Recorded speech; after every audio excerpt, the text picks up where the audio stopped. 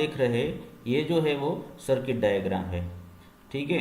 तो इस circuit diagram में आप देख रहे हैं कि भाई एक सोर्स वोल्टेज कनेक्टेड है, वो सिंगल फेज है, उसका फिक्स वोल्टेज है, फिक्स फ्रीक्वेंसी है 50 हर्ट्ज, जिसको हम एफ बोलते हैं, फंडामेंटल फ्रीक्वेंसी, ठीक है।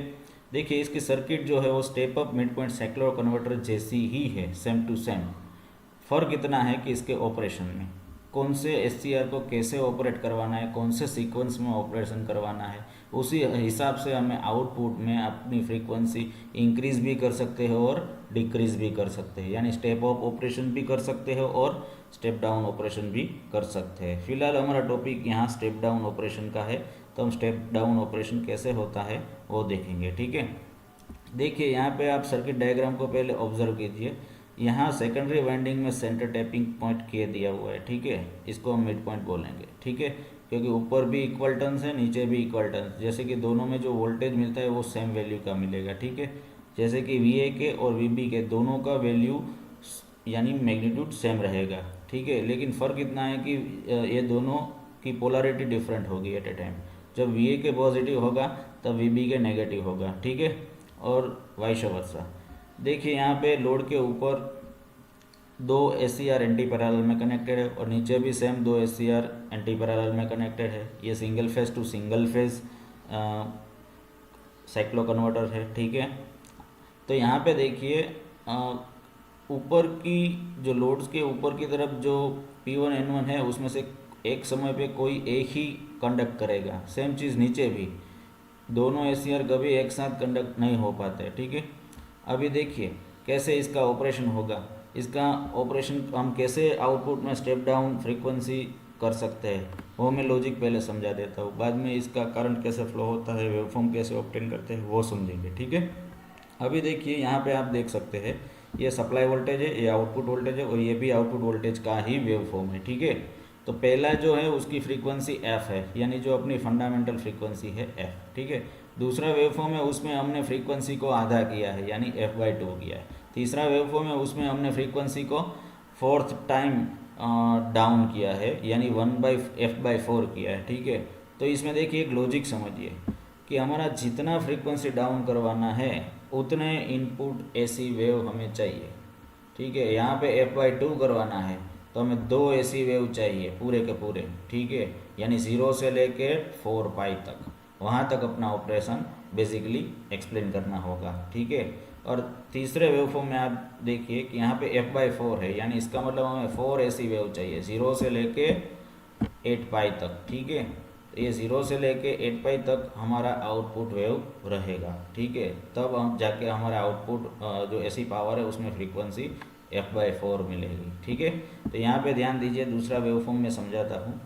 पहली कंडीशन, अगर आपको फ्रीक्वेंसी f/2 करवानी है तो नीचे जो जितनी डिवाइड करनी है उतने एसी वेव लगेंगे, ठीक है। f/2 करवानी है तो 2 एसी वेव लगेंगे, f/4 करवानी है तो 4 एसी वेव लगेंगे एज अ इनपुट में समझाने के लिए, ठीक है। अभी देखिए दूसरा चीज़, हम आउटपुट में वेवफॉर्म कैसे याद रख सकते हैं। देखिए यहाँ पे 2 एसी वेव चाहिए, ठीक है, तो यहाँ पे 2 है, ठीक है। तो हमें 2 कंटिन्यूस पॉजिटिव पल्सेस चाहिए और 2 कंटिन्यूस नेगेटिव पल्सेस चाहिए, ठीक है। टोटल 0 से लेके 4π पीरियड में 2 हाफ साइकिल और 2 पॉजिटिव हाफ साइकिल और 2 नेगेटिव हाफ साइकिल होती है, ठीक है। तो आप जो 2 पॉजिटिव हाफ साइकिल होती है और 2 नेगेटिव हाफ साइकिल हैं, टोटल 4 हाफ साइकिल हुई।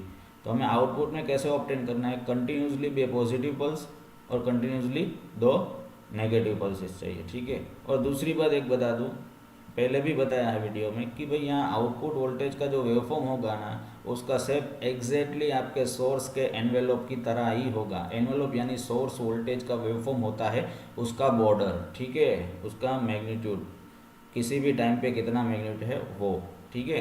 तो यहाँ पे देखिए सोर्स वोल्टेज 0 से π वैसा ही आपको यहाँ पे पल्स मिला, ठीक है, पॉजिटिव। दूसरा पॉजिटिव, क्योंकि हमारा f/2 फ्रीक्वेंसी करना है तो पहले 2 कंटिन्यूस पॉजिटिव, बाद में 2 कंटिन्यूस नेगेटिव, यानी 4 इनपुट हाफ साइकिल ख़त्म, यानी 0 ये 2 और ये 2, टोटल 4 हाफ साइकिल होगी, ठीक है। यहाँ पे 2 पॉजिटिव और 2 नेगेटिव, पहले P1 P2 को करेंगे, बाद में N2 N1 को करेंगे, ठीक है, यही सीक्वेंस रहेगा। दूसरा, अगर आपको f/4 चाहिए तो हमें टोटल 0 से लेके 8π यानी 4 इनपुट साइकिल चाहिए। 4 इनपुट्स कंप्लीट इनपुट साइकिल में 8 हाफ साइकिल होती है, ठीक है। तो हमें यहाँ 4 कंटिन्यूस पॉजिटिव और 4 कंटिन्यूस नेगेटिव पल्सेस चाहिए। यानी 0 से लेके 4 पाई तक हमें सिर्फ और सिर्फ पॉजिटिव आउटपुट चाहिए, और 4 पाई से लेके 8 पाई तक के इनपुट में हमें चाहिए 4 कंटिन्यूस नेगेटिव पल्सेस। ठीक है, तो आप देख सकते हैं। तो हम देखें इसमें बहुत ज़्यादा लॉजिक नहीं है f/2 और f/4 में। अगर आपको f/2 आ गया तो आपको f/4 भी आ जाएगा। ठीक है, तो इसमें देखो P1 और P2, ठीक है, तो हमें 2 पॉजिटिव पल्स मिल गए, तो हमें अब 4 कैसे मिलेंगे? तो वही ऑपरेशन को दूसरी बार रिपीटेड, क्योंकि आपका इनपुट तो सेम टू सेम ही आता है ना, वहाँ कहाँ बदलाव कोई होता है। ये 0 से 2 पाई आया, वही 2 पाई से 4 पाई आया। ठीक है, तो वैसे ही जो पहले ऑपरेशन किया था 0 से 2 पाई में, वही ऑपरेशन रिपीट कर दो सेम टू सेम। ठीक है, तो आपको 2 बार P1 P2 अल्टरनेटली कंडक्ट करवाने पड़ेंगे, तो आपको 0 से लेके 4 पाई पीरियड में 4 पॉजिटिव वेव मिल जाएंगे।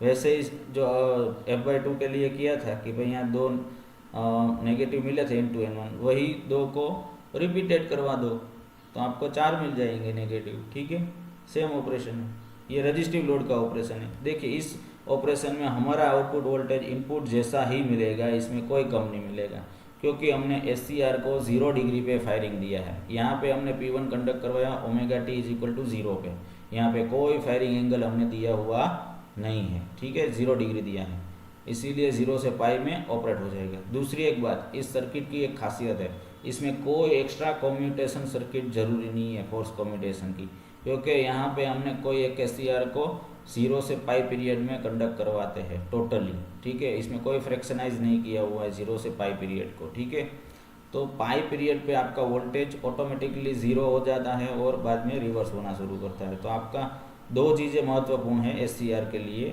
अगर उसको टर्न ऑफ करना है तो पहले उसका एक्रॉस रिवर्स वोल्टेज मिलना चाहिए, और दूसरा उसका जो एनोड करंट है वो होल्डिंग करंट से कम होना चाहिए। ठीक है, तो यहाँ पे रिवर्स मिल गए तो फिर यहाँ टर्न ऑफ हो जाएगा ऑटोमेटिकली। इस टर्न ऑफ का बोलते हैं नेचुरल कम्यूटेशन, यहाँ पे आप स्क्रीन पे देख सकते हैं।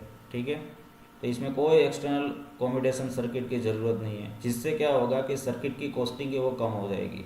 ठीक है, ये एक बहुत बड़ा बेनिफिट है इस सर्किट में। ठीक है, अब दूसरी बात, कैसे ये कंडक्शन होता है, कैसे करंट फ्लो होता है, कैसे पॉजिटिव पल्स मिलते हैं, वो देख लेते हैं। ठीक है, अभी देखिए यहाँ पे हमने हमारी सर्किट है। ठीक है, तो पहला पॉजिटिव आप साइकिल आया पहली साइकिल का, तो A पॉजिटिव था यहाँ पे और B नेगेटिव। यहाँ पे आप देख सकते हो कि A पॉजिटिव है मतलब P1 फॉरवर्ड बायस है और N1 रिवर्स बायस। यहाँ पे B नेगेटिव है, इसका मतलब है N2 फॉरवर्ड बायस है और P2 रिवर्स बायस है। ठीक है, आप समझ गए। देखिए हमारा गोल क्या है ऑपरेशन का, कि पहले हमें f/2 ऑपरेशन करवाना है। ठीक है, ये दूसरा वाला वेव फॉर्म, तो हमें 2 पूरे AC इनपुट चाहिए। ठीक है, वेव यानी 4 हाफ साइकिल्स। तो पहले 2 में आपको रिजल्ट में चाहिए 2 पॉजिटिव पल्सेस, बाद में 2 नेगेटिव पल्सेस। तो आपको पता होना चाहिए कि जब 0 से पाई का पीरियड होता है वो पॉजिटिव हाफ पल्सेस होता है, हाफ साइकिल होता है, उसमें ये पॉजिटिव रहता है और B नेगेटिव रहता है। तो इसमें P1 फॉरवर्ड बायस था और N2 फॉरवर्ड बायस था। ठीक है, तो N2 को तो करवाना नहीं है कंडक्ट, तो सिर्फ कंडक्ट कौन करेगा, सिर्फ P1 को ट्रिगर करना है अल्फ़ा 0 डिग्री पे। कितने डिग्री पे? अल्फ़ा 0 डिग्री पे।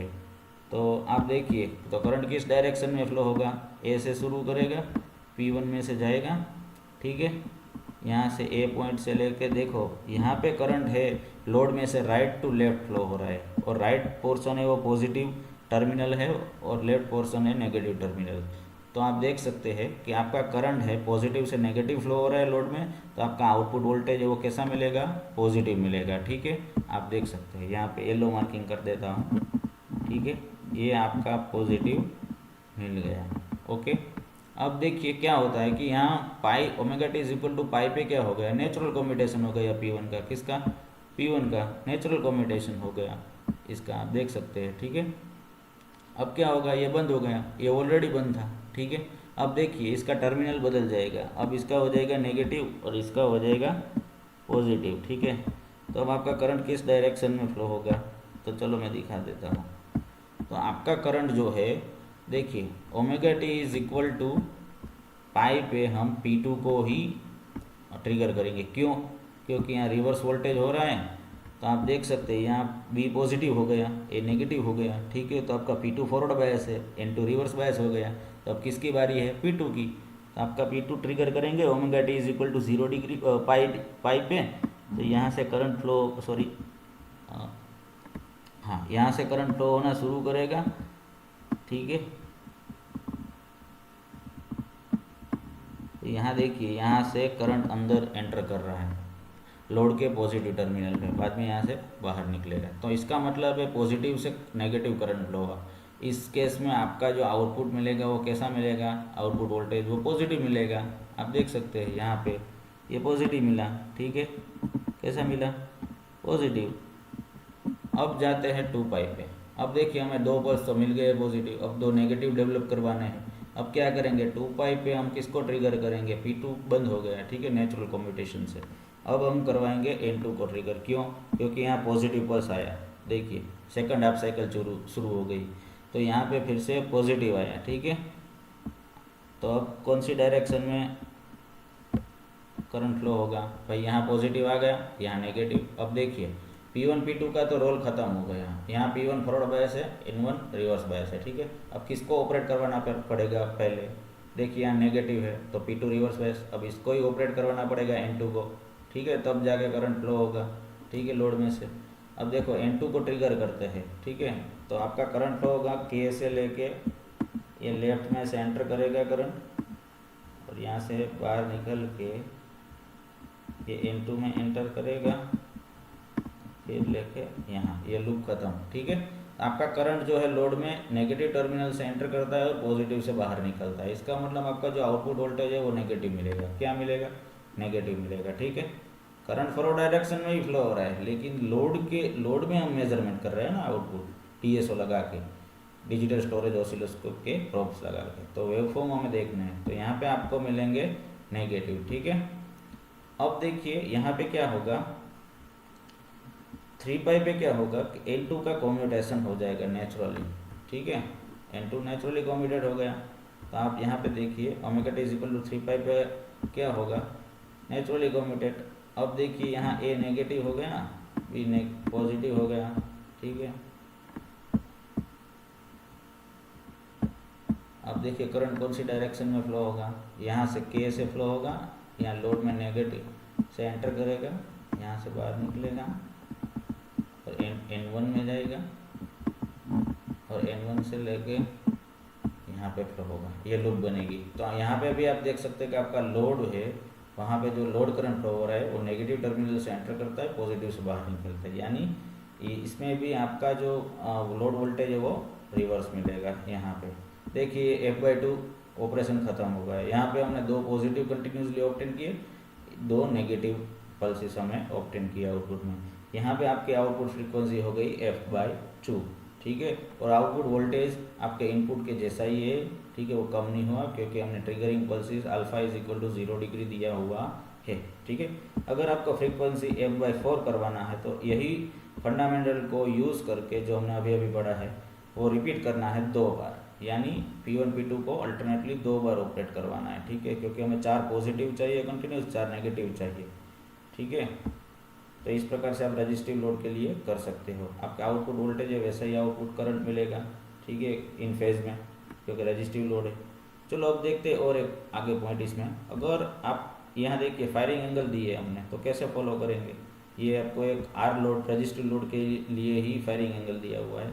देखो यहाँ अल्फा दिया है, तो आपको देखो इतने पोर्शन में आउटपुट नहीं मिलेगा, इसका मतलब है आपका आउटपुट वोल्टेज कम हो जाएगा। बाकी ऑपरेशन एज इट इज़ है, देखिए P1 P2 N2 N1 वही सीक्वेंस फॉलो की है, ठीक है।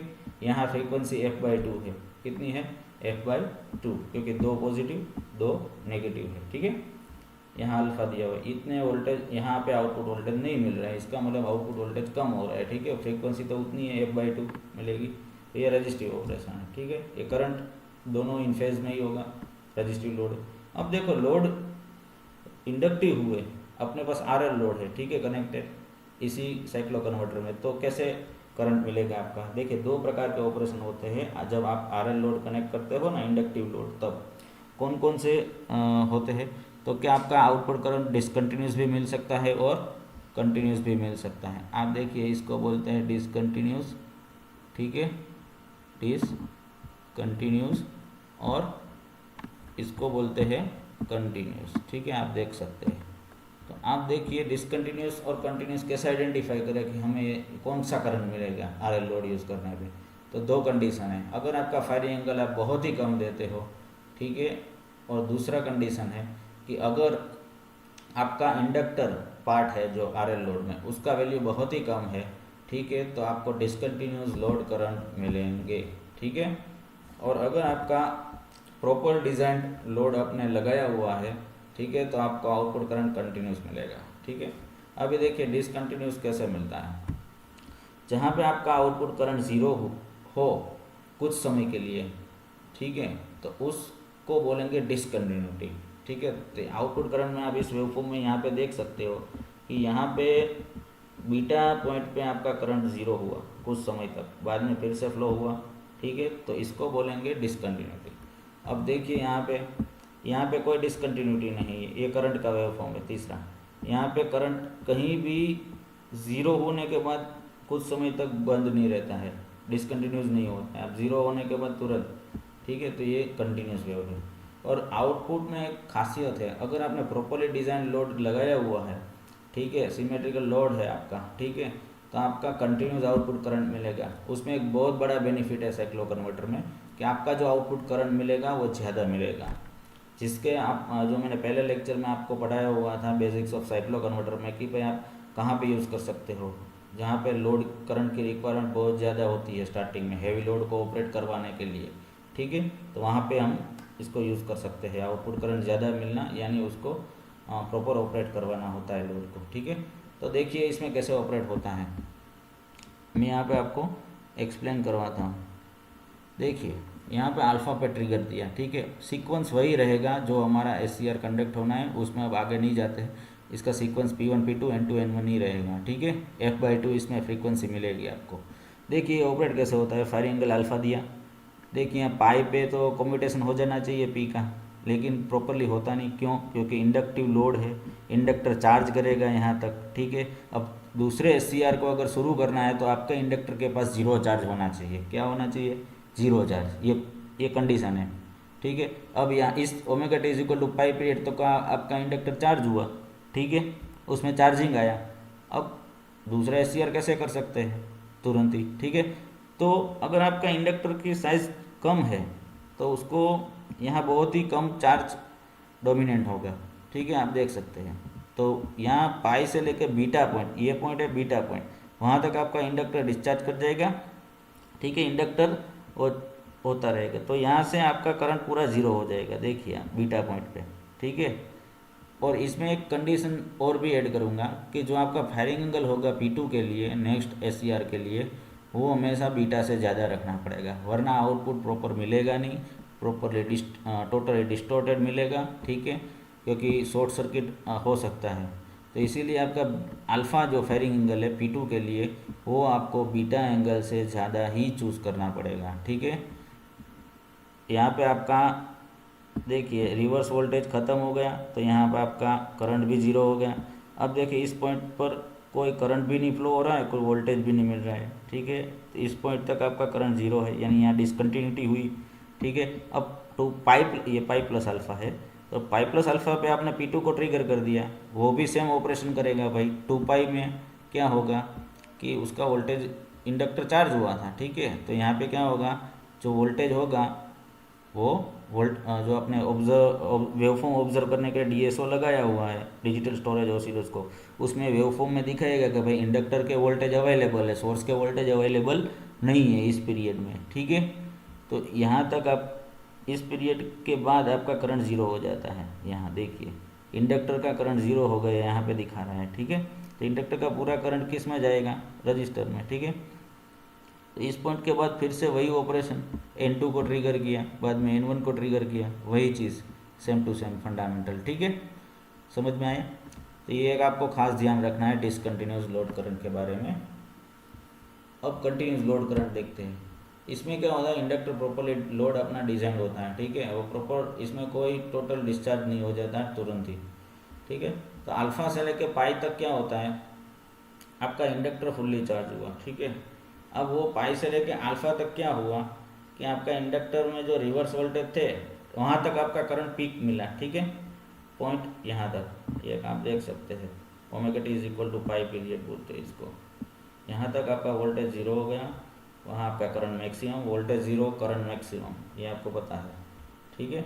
अब देखिए यहाँ से वोल्टेज रिवर्स हुआ, इसका मतलब है करंट डिक्रीज हुआ थोड़ा, ठीक है, कुछ समय के लिए। अब जाकर दूसरा वेव आया, P2 को ट्रिगर किया यहाँ पे, ठीक है। तो P2 को पाई प्लस अल्फा, अल्फा सबके लिए इक्वल रहेगा, ठीक है, अल्फा पे ट्रिगर किया P2 को, तो P2 में भी 2 पाई तक क्या हुआ, कंडक्शन हुआ। बाद में क्या हुआ, वो रिवर्स हो गया, क्योंकि यहाँ सप्लाई रिवर्स हो गई, वो डिफरेंट हो गई, ठीक है।